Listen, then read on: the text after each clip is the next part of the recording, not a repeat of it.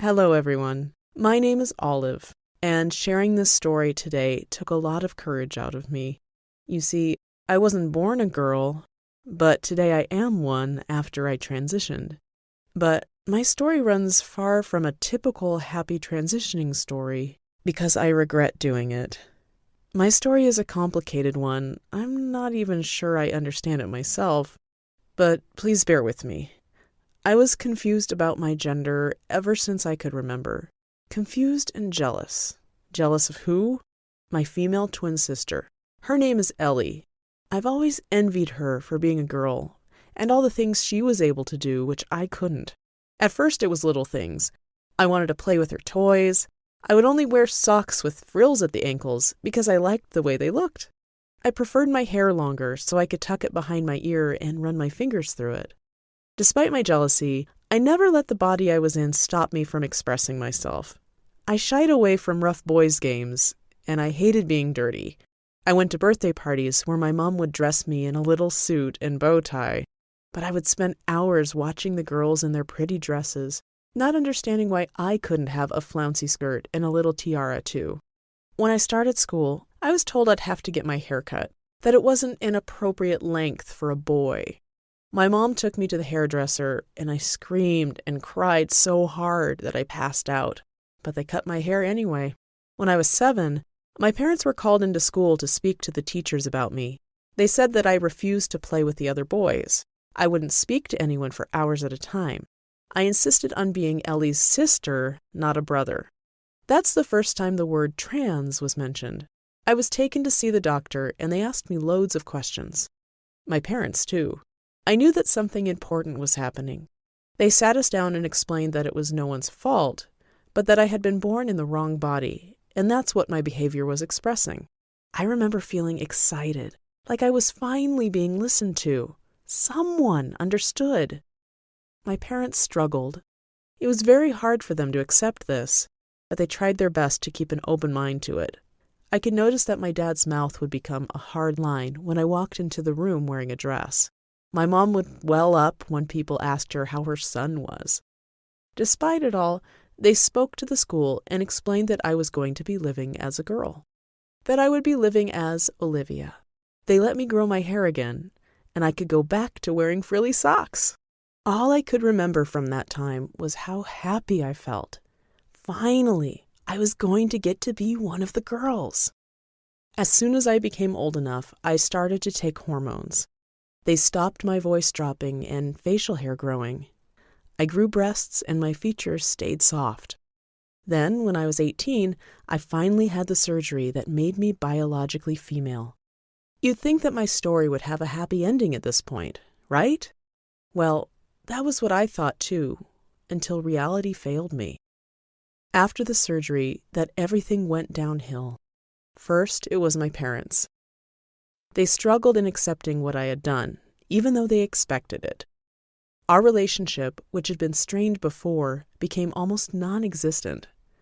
The only person who fully accepted me was Ellie. A while after the transition, my sister took me out to a bar with her friends for the first time. I was excited. It was my first time showing myself off to the world as a girl. I was still insecure about it, but my sister tried to boost up my confidence. I put on full makeup and a nice outfit. However, my excitement didn't last long because I was constantly hunted by a feeling of discomfort. I'm not sure why, but I was there being my most feminine self. I thought I'd finally truly feel like a woman. But every time I looked in the mirror, I felt regret and disappointment because my expectations of this transitioning did not match my current reality. If anything, the feeling of existing in the wrong body hit me again. I was terrified. I just kept drinking to try and forget. By the time we got to the dance floor, I could barely stand. I danced with Ellie. I danced with strangers. I did shots at the bar. At some point during the night, I met a man. I'd never had attention paid to me before.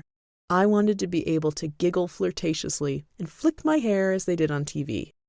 I thought I'd finally feel at home in my new skin, but I felt uncomfortable and awkward. I was afraid he'll know. When he touched me on the arm, I panicked and ran away. Ellie ran after me and asked me what was wrong. I told her that I didn't like it when that stranger had touched me. She laughed and said, "Welcome to being a woman." I tried to laugh along with her. I was too scared to tell her what I really meant, that I didn't like him touching me because I still felt wrong in myself. When we were in the taxi home, I closed my eyes and pretended that I'd had too much to drink. Ellie and her friends were joking around and having a good time, whilst all I could think was, I've made a mistake. As the months went by, that feeling only got stronger. Rather than the elation and freedom that I'd felt when I was younger, I was uneasy all the time. My new shape still wasn't right. I didn't understand. This was everything I'd ever wanted. People kept asking me what was wrong, but I couldn't tell them. I was ashamed of myself. What was wrong with me? All the time and effort and heartbreak that both me and my family had been through, I felt ungrateful. I became more and more withdrawn. I stopped going out. I would just sit in my room in the dark. If I ever happened to catch sight of myself in a mirror, the curves of my body just filled me with disgust. I started having panic attacks where my chest would tighten and I couldn't breathe. If I wasn't happy as a man and I wasn't happy as a woman, how would I ever be happy? One day, my dad knocked on my door. We'd barely spoken for months. He came in and sat down at my desk. He cleared his throat. "So it seems you're unhappy," he said. I just did a small nod. My heart was beating so fast. He looked up sadly. "You weren't happy as my son, I know that. I've made my peace with it. But looks like you're not happy as my daughter either. And that hurts me. All a parent wants is for their kids to be happy. You're still so young, and you've got a lifetime of choices ahead of you. I don't want you to feel like you've made a mistake. You did the best you could do with what you felt at the time. Maybe you're a mix of Oliver and Olivia. Maybe you're both of those people. Maybe you've spent so long trying to be who you thought you were supposed to, you've left behind who you actually are. Because at the end of the day, that's what really matters.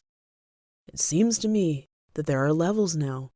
Everyone's got a bit of everything, and they're allowed to be that." He got up and patted me on the shoulder. "Something to think about." After he'd gone, I sat for a long time thinking. Then I slowly walked over to the mirror. As I looked over my body, I tried to breathe through the waves of panic. Was he right? Could it be true that I identified as both Oliver and Olivia?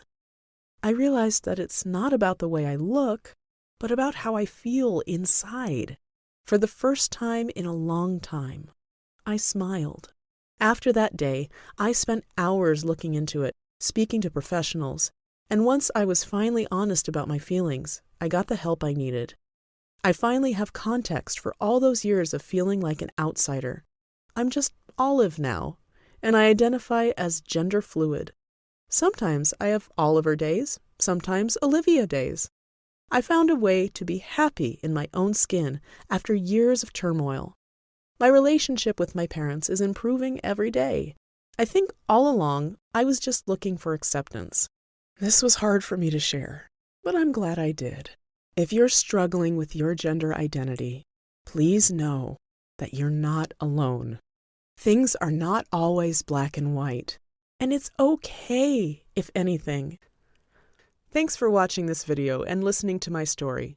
By the way, I believe you noticed that these headphones appeared several times throughout the video. Count the number of times it appeared and write it in the comments, please. Don't forget to like the video and subscribe to our channel.